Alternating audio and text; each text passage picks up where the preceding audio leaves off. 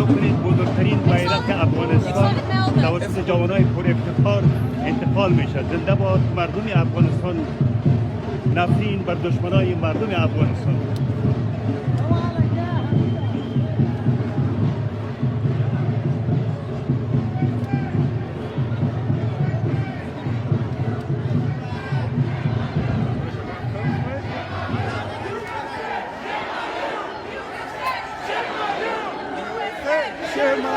امروز جای افتخار است که جوانای عزیز ما صدای مردم مظلوم افغانستان به گوش جهانیان میرسانند.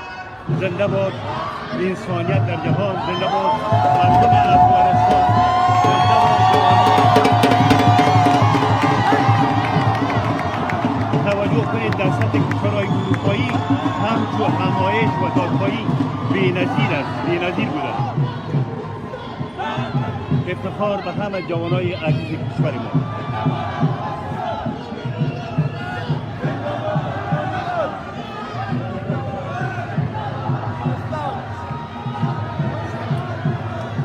توجه کنید که هالندی های عزیز، جوانای هالندی شعار بیرق افغانستان را انتقال می‌کنند.